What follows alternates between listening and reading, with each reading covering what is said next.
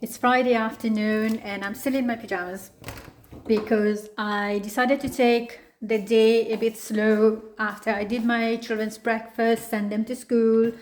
I decided I'm going to sit down and study something on spirituality that it's due. I'm supposed to be doing that last few days. I decided I'm going to take it slow, stay in my pajamas today because it's raining anyway. We all have this internal voice that runs in the background. Whatever we may be doing, we could be reading, we could be doing laundry, but this voice keep going on. I'll just give you a simple example about how our subconscious or unconscious mind can run the show for us. For me, I was feeling a bit hungry. I said I'm gonna come and make myself a quick lunch because I don't have to feed anyone else. Usually as a mother of 3 young ones now, I always have to feed them before I feed myself because they are here. So they're in school, I have to feed myself. So I'm gonna make something very quick for myself and get back to my reading. Suddenly my dad came to mind and I thought of his sardine salad that he makes so amazing, so really good. And I'm going to have that with one piece of bread, cheese bread, that I also love. I don't eat bread occasionally. When I want to eat it, I eat it because I don't believe in restrictive diet. I feel like everything that we eat should be in moderation, be in cue with your symptoms, what your body tells you. If you feel bloated, allergic to wheat or something, then work your way to resolving that. And I did that, but now I can finally eat a piece of bread without feeling so bloated. If I eat the same bread for months and weeks and months and years, then I probably will feel bloated. In my voice now, the tape that plays, our unconscious, our subconscious mind tells me that if I eat bread, I will feel bloated and I will put on weight. And I was doing this and that, and I caught myself. I said, "What do you mean?" I told myself, I'm speaking to myself, I'm having this conversation with myself. What do you mean? What do you mean if I eat a piece of bread, I'm going to put on weight? And then I needed to reverse this belief.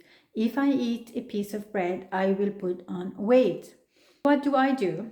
I create a new sentence to challenge this belief that stays under my subconscious mind that eating a piece of bread I will put on weight. I will put on weight. I caught myself first and I watched myself talking to me. I caught myself. Remember the conversation, remember the video that I shared with you about how do we shift this perspective, this belief that I am not my pain, that I am not my story. The storyline for me is that if I eat a piece of bread, I will get bloated and I will put on weight. This is the old belief. The new me shifting this idea is observing this happening, observing me having this thought. Who is talking about the weight issue, the bloating? Who is it? This is the mind, this is the subconscious. You stay in a place where you're observing. You don't need to resolve, you don't need to change, you don't need to fix. Now, the other option I have is whether I choose to eat this bread now or I choose to not eat it. I am going to go and choose to eat it because now I'm going to say a prayer of gratitude, which will immediately raise my frequency, my vibration. If you are vibrating in a higher frequency, then the fear or the guilt that is attached to this belief of putting on weight, it's shame, guilt, belief, which goes into lower frequency. Gratitude for the bread, gratitude that after I eat it, it's going to make me feel good, love the food. I'm going to love it, and also I'm going to honor my father's memory.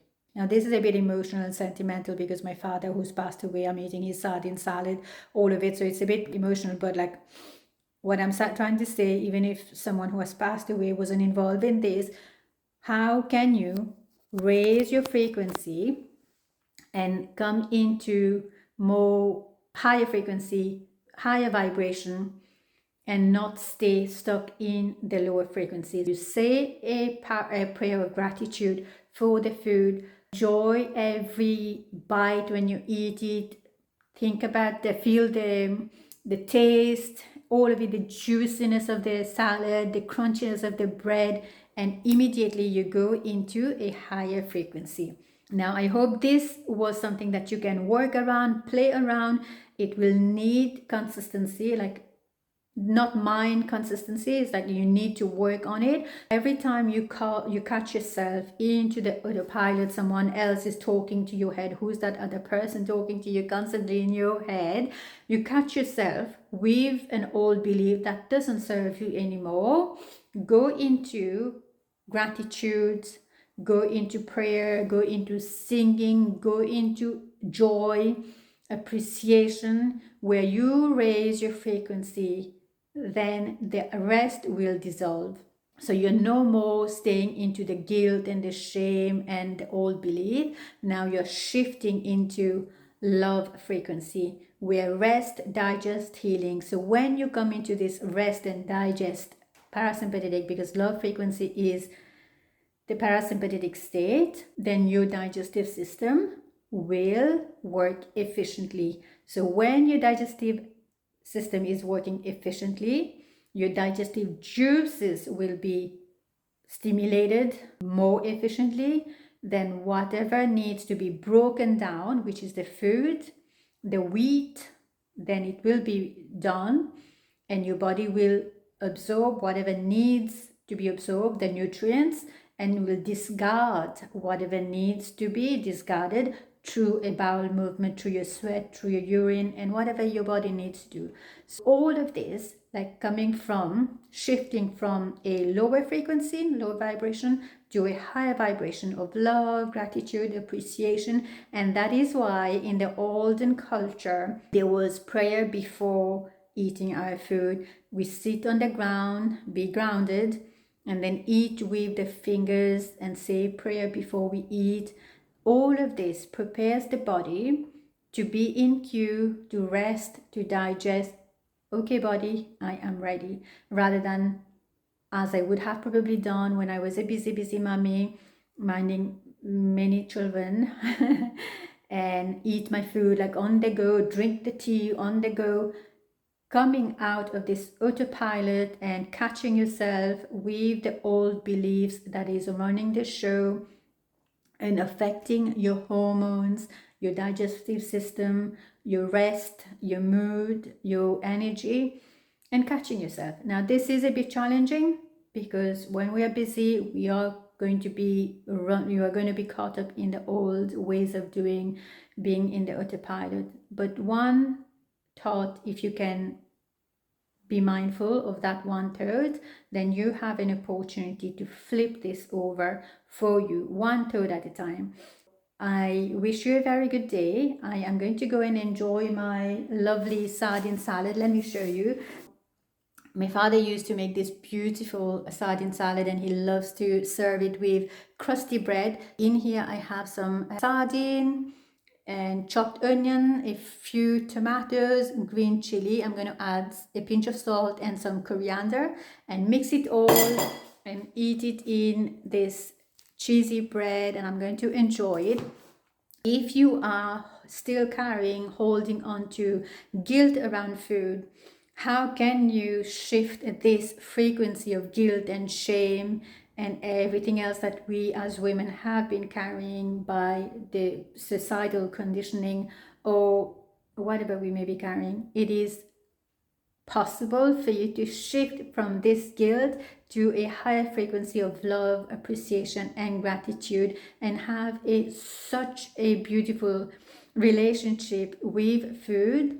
And in this process, you are going to find yourself making better choices, better decisions, because you're not caught up into my energy is low, therefore I need a coffee, I need a chocolate. No, when you start being mindful with your body, hearing the cues from your body, then you're going to honor your biological needs a bit much better. It's not like you allow yourself to eat rubbish, something that is not going to support you and still be okay. It's not about this. It's about coming home to your body, being in awareness of what's happening with you, and also enjoying the little things in life that you do enjoy.